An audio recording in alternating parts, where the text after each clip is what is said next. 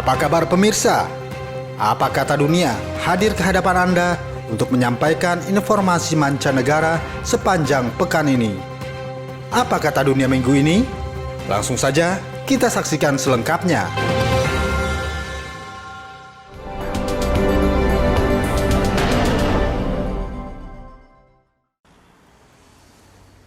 Kini, pemerintah Cina mulai mengizinkan penduduk untuk beraktivitas seperti biasanya. Hingga Rabu tengah malam waktu setempat, mereka yang sehat dan tidak memiliki kontak dengan pasien positif COVID-19 bisa pergi tanpa memerlukan izin khusus. Bahkan pertunjukan cahaya diadakan di kedua sisi Sungai Yangtze. Tanpa di jembatan dan gedung pencakar langit menampilkan gambar animasi petugas kesehatan yang berjibaku merawat korban COVID-19. 客流量明显的就已经增加了很多，但是相比较之前的，还是要比以前的话要稍微少一点。现在慢慢的在逐渐恢复了。 Pembatasan di kota Wuhan sendiri dilaporkan telah berkurang secara bertahap dalam beberapa pekan terakhir. Hal ini seiring dengan tren penurunan angka infeksi di keseluruhan daratan Cina. Data pemerintah menunjukkan pada hari Selasa bahkan tidak ada penambahan kasus baru. Selama lockdown 76 hari, penduduk Wuhan hanya diizinkan keluar dari rumah mereka untuk membeli makanan atau keperluan lain yang dianggap mutlak diperlukan. Langkah-langkah pencegahan seperti mengenakan masker, pemeriksaan suhu tubuh, dan membatasi akses ke komunitas perumahan akan tetap diberlakukan di Wuhan yang merupakan ibu kota Hubei.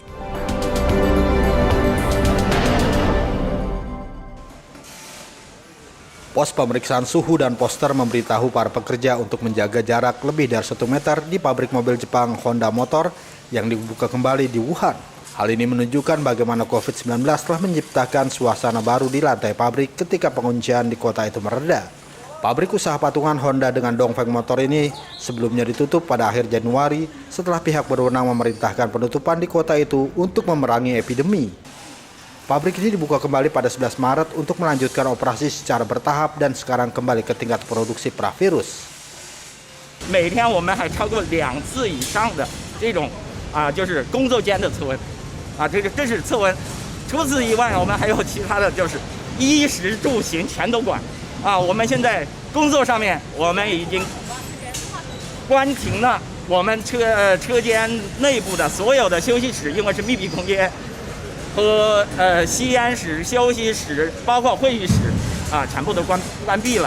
员工就是会议要求工作上会议要求采用视频方式，不允许在现场。现场的最多是在敞开区域，保持6人左右。 Pekerja di pabrik mengenakan terusan putih, sarung tangan karet, dan topeng. Staf yang perlu beristirahat dari jalur perakitan terlihat duduk di kursi yang diletakkan di lantai pabrik. Tidak ada kasus virus corona yang ditemukan sejak pabrik itu kembali beroperasi. Dan sekitar 98% dari 12.000 pekerjanya sekarang kembali dan bekerja lembur untuk mengganti kehilangan produksi. Pusat industri di Wuhan mulai memungkinkan orang untuk meninggalkan kota pada hari Rabu dalam apa yang dipandang sebagai titik balik bagi perjuangan Cina melawan virus corona.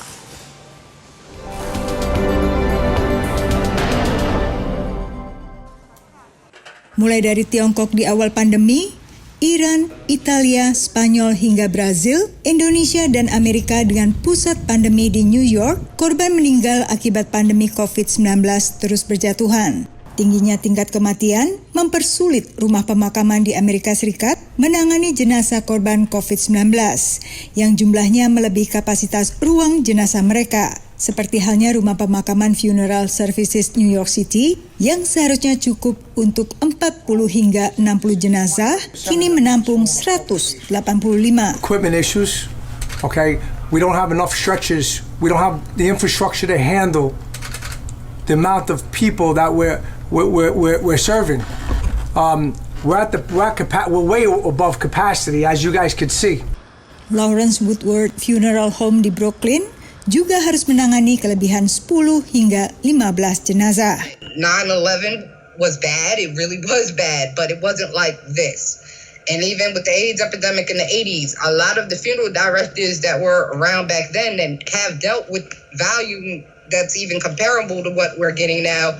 Kondisi ini membuat mayat korban meninggal akibat COVID-19 kembali antri. menunggu giliran pemakaman atau kremasi setelah sebelumnya ketika masih hidup melawan virus corona, mereka juga harus antri untuk penanganan medis. Dengan kondisi ini, pemerintah daerah di berbagai wilayah Amerika selain harus mempersiapkan kebutuhan medis juga dituntut untuk menyediakan tempat penampungan atau kamar mayat untuk ribuan jenazah korban meninggal akibat COVID-19 ini. Sebelum jenazah-jenazah itu ditangani oleh pengurus pemakaman. Bisa dipastikan jumlah jenazah yang harus ditangani akan bertambah banyak, terutama di 3 wilayah yakni Detroit, New York, dan Louisiana yang diperkirakan mencapai kurva kematian tertinggi dalam waktu 1 hingga 2 minggu ini.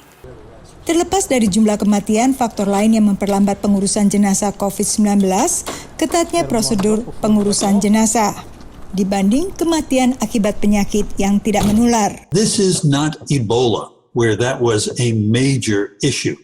However, appropriate care should be taken with anyone who dies of COVID-19 infection. Begitu pula dengan proses pemakaman, mulai dari saat disemayamkan hingga saat dikuburkan, harus mengikuti ketentuan pembatasan sosial.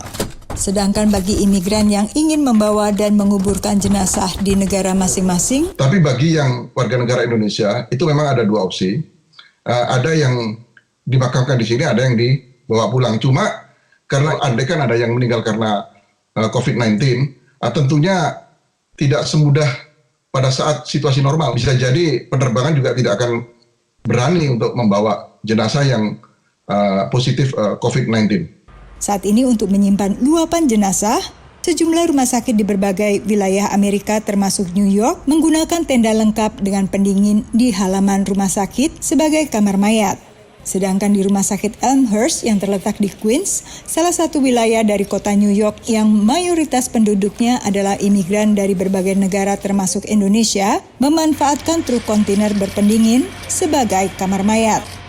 Dari Virginia dan New York, Yuni Salim dan Naratama, tim VOA.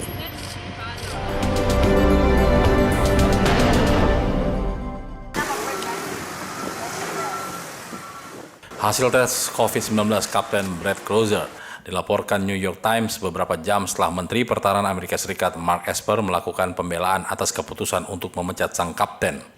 Crozier menjadi komandan kapal induk USS Roosevelt yang sekarang berlabuh di Guam. Dalam pembelaan itu, Esper mengatakan kepada ABC bahwa keputusan pemecatan tersebut merupakan sebuah hal yang sulit bagi Sekretaris Angkatan Laut Thomas Modly. Ketika dikonfirmasi apakah permintaan pemecatan datang dari Presiden Donald Trump, Esper menjawab kalau itu adalah keputusan Modly. Pemecatan itu mendapat kutukan dari berbagai pihak sebagai sebuah hukuman yang tidak adil dan tidak setimpal. Sebab, Crozier dikenal sebagai seorang perwira yang disegani. Saat itu, ia meminta kepada atasannya untuk memperbolehkan mengosongkan kapal setelah merapat di Guam karena salah satu awak kapal sakit. Namun beberapa pejabat senior Pentagon mengatakan langkah Crozier keliru karena ia mengumumkan permohonan itu. Trump pun mendukung pemecatan itu.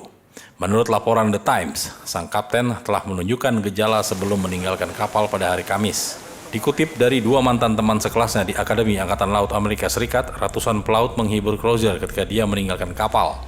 Usai pemecatan seperti yang terlihat dalam video. Dengan cepat dan menjadi viral, beberapa memanggilnya pahlawan. Demokrat mengecam keras pemecatan itu.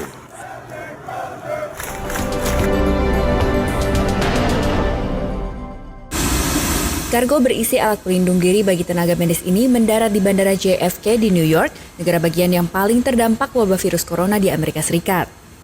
Namun Presiden Donald Trump dilaporkan menahan pengiriman bantuan luar negeri ke negara-negara terdampak corona.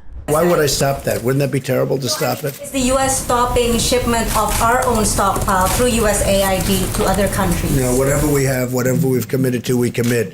But we also need a lot for ourselves, so we're very focused on that until we get over this. So obviously we're not going to be shipping too much. Seperti di banyak negara, tim medis Amerika Serikat juga kekurangan alat pelindung diri dan peralatan medis lain seperti ventilator.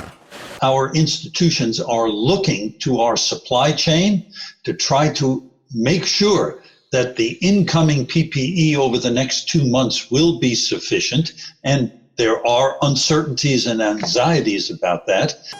Untuk memenuhi kebutuhan itu, pemerintah Amerika meminta bantuan alat pengujian dan perlengkapan medis ke beberapa negara termasuk Korea Selatan. China sent us some stuff which was terrific. Russia sent us a very, very large plane load of things, medical equipment, which was very nice. Perlengkapan medis tambahan yang dimiliki Amerika saat ini diperoleh dengan membeli atau merupakan bantuan dari negara lain. Selain dihadapkan pada pilihan untuk mengurangi jumlah angka pasien positif virus corona atau menyelamatkan ekonomi negaranya, pemerintah Amerika juga dihadapkan pada dilema untuk memenuhi kebutuhan medis domestik atau memberikan bantuan ke luar negeri.